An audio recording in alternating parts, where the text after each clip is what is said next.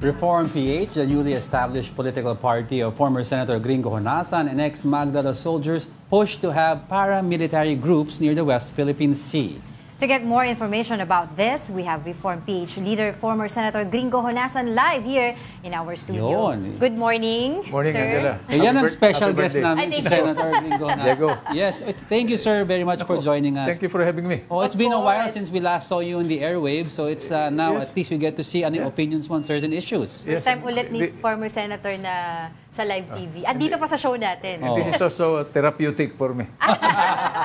Okay, let's get right to it, sir. Could you tell us more about paramilitary group that you're trying to establish? Paano po ba ito makakatulong sa issue po natin sa West Philippine Sea? One word, Angela, no? Diego, ha? Mobilize, prepare. Since there are so many variables changing every day, and when you deal with a country with a 5,000-year history, you better be careful. Di ba? What I'm trying to say is, since we have no control, Yes. and we cannot even manage these variables, no, important thing is to prepare. We are the author of the National Disaster Risk Reduction Management Law.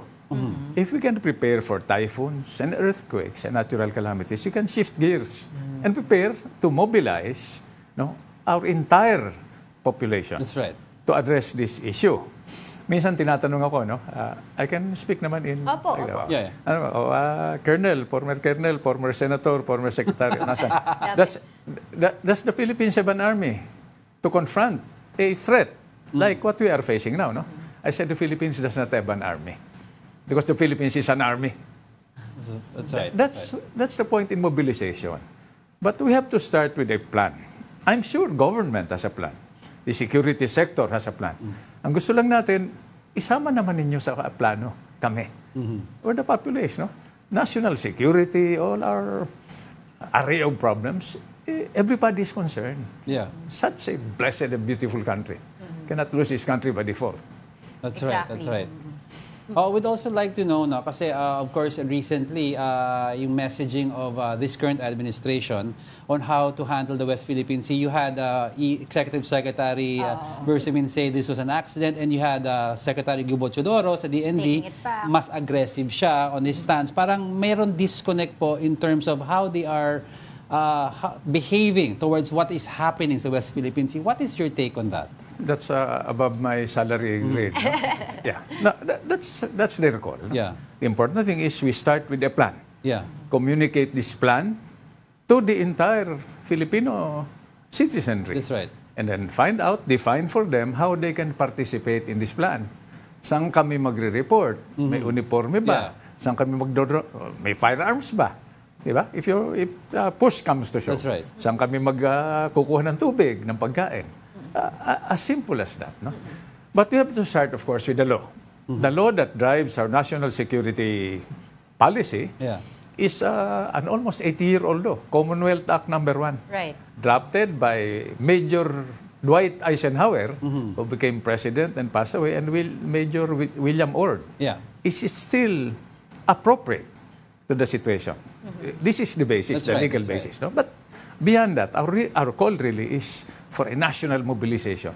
That will not cost us much. You have to develop a plan. Yeah, Paano po ba yung going back that po dun sa suggestion nyo na paramilitary groups near the West Philippine Sea? Will this call parang mag-increase pa po ba yung tension doon sa ating doon sa nangyayari ngayon sa West Philippine Sea? Hindi, Angela, no, Diego. Meron tayong security guards.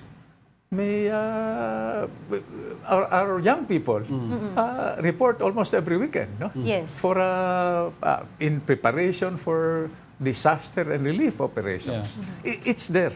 The infrastructure Is there already. is there already. I-organize mo lang para you have an inventory. That's right. Now, if we're worried about what happens there, obviously, if only 1.3% of our GDP is applied to national security against the other superpowers, no? So what do? We allow them to come in. Haven't they learned their lessons from Vietnam and Afghanistan and Ukraine and the Hamas problem? We Filipinos, how many tried to colonize us? No? The Spaniards, the Americans, the Japanese. Where are they now and where are we now? Yes. We're still alive and kicking. Di ba? Yun ang kulang na sa konting momentum siguro. Pero, syempre, taking this opportunity, Yeah. Senator, to ask you this question since you're here na, do you have any plans of running for the Senate or any other political position? You know, Angela, next election? Diego, I'm just a good soldier. When the Filipino people tell me, oh, you go back to the Senate, I go back to the Senate like a good soldier. Want me to help in the private sector? I'll stay in the private sector. But the consensus I'm getting now is they want me to back there Sa Senate. to help. So, mga ilang porsyento po, former Senator? Siguro mga 70-80% magpapile ako sa October. Which, slate? I mean, kaninong party? We formed a party. Now, why did we form a party? The most important question to ask and to answer is why. Diba? If I get back to the Senate, the one of 24, I will have a platform. 6 o'clock news. I will have the personality. Ngayon nga, Diego, no, Angela, natalo ako last election. Tawag sa akin, senador pa rin. How much more if I'm a legit senator? Oh, yeah. And then I will have deployable resources. Not that resources that will pass through my hands. I can point. Yes. Can we help build this bridge? No, put up this tower.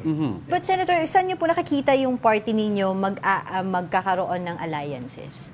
Duterte faction, the admin faction, or... Medyo umiinit na Medyo yung mainit kasi.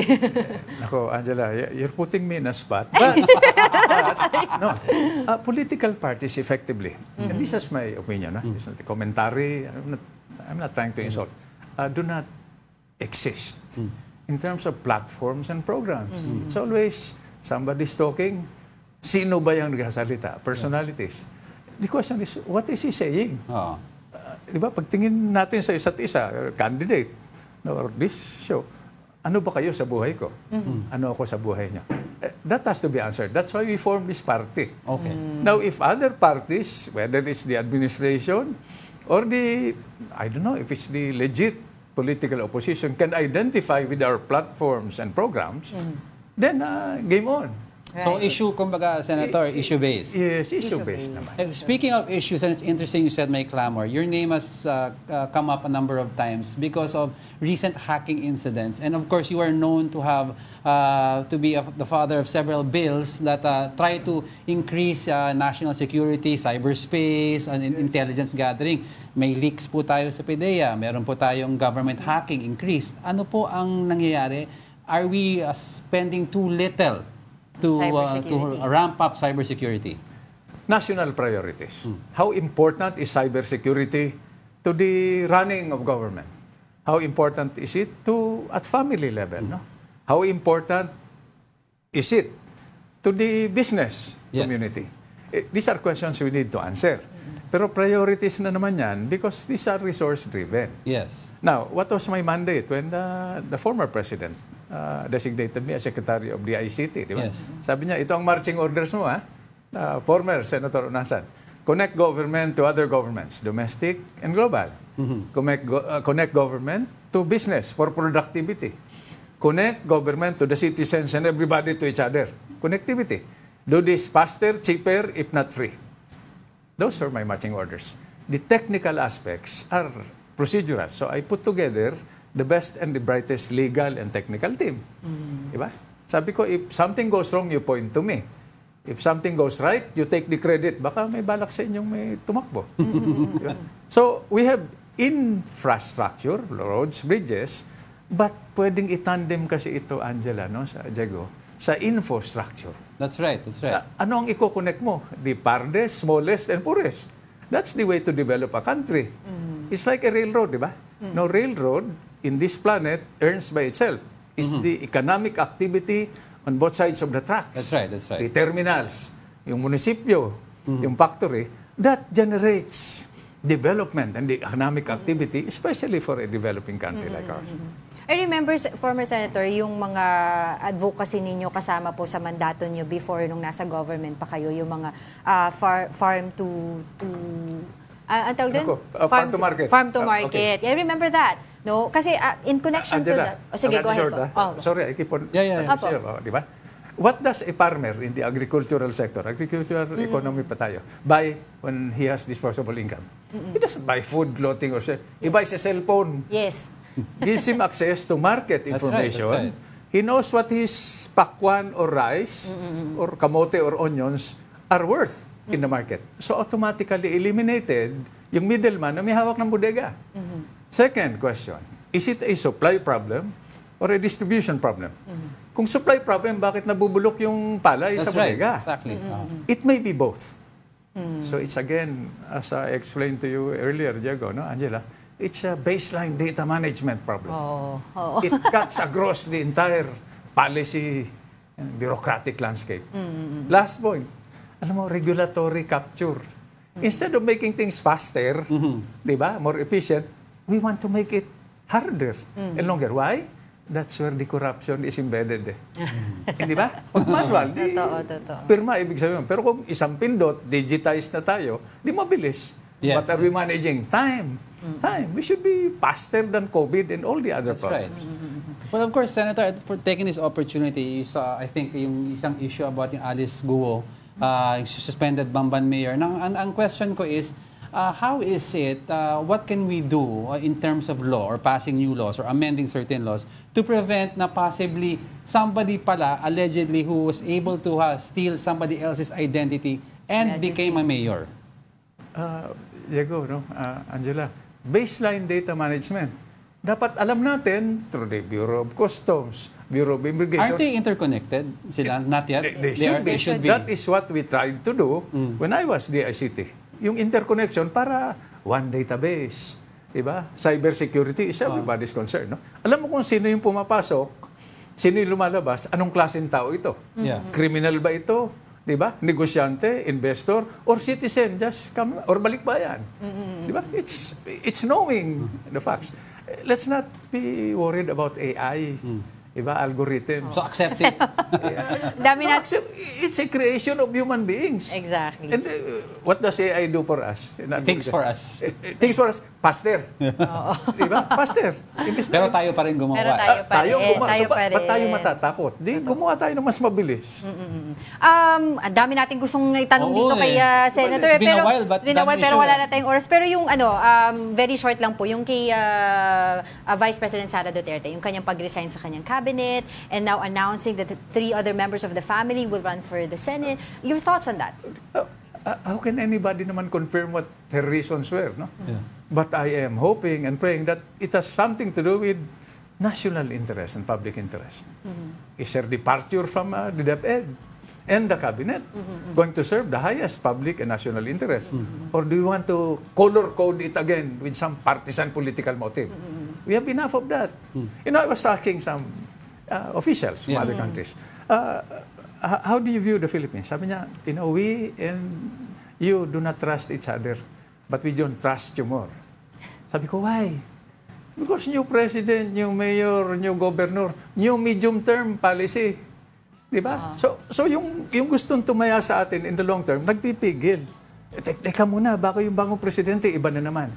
Diba? Yeah, that causes a lot of political and policy instability. Diba? Every 3 years kasi we have elections. Yes. So some degree of continuity will provide an element of predictability para yung investor makapagplano ng program naman. Pero Senator, ito mabilis din ulit, kasi alam naman po natin yung big role ninyo dun sa bloodless revolution natin sa EDSA, People Power, para po patasikin yung ama po ng ating presidente ngayon. Hindi patalsikin. Give me a chance to correct. Yes. We were going to go to Malacanang to protect the father, the family of the president now, no?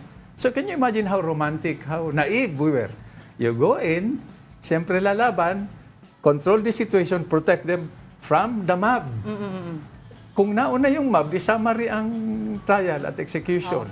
Yeah. So ano pong matasabi nyo dito sa ginagawang administration ng Marcos administration? Is he doing well or not?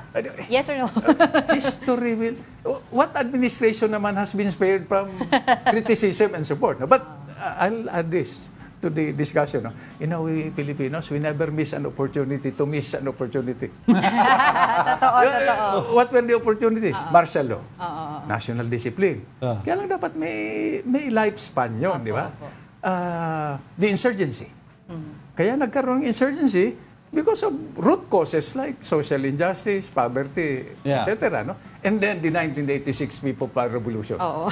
Wala. So, then after your Yes. your parents participated in that. Yeah. After that historic bloodless revolution, we all went home and left governance to the government that came into power. Dapat hindi that was the easy part. Yeah. The harder part is nation building, ongoing yan. Work Wala in na. progress. Wala na po tayong oras, Okay, pero ang dami ko pang very gusto. nice to talk to you again, sir. Last na. May chismis. Let's do it again. Maybe over coffee. Opo. May chismis po kasi na baka daw po kakausapin kayo for back channel talk sa West Philippine Sea. Is that true or not? Yes or no? No, I Wala. cannot confirm that. Okay. No, nobody has. But I will help. Whether they like it or not. I just don't know how. All right, thank you so much for your time, former Senator Gringo Honasan. Thank you po. Okay,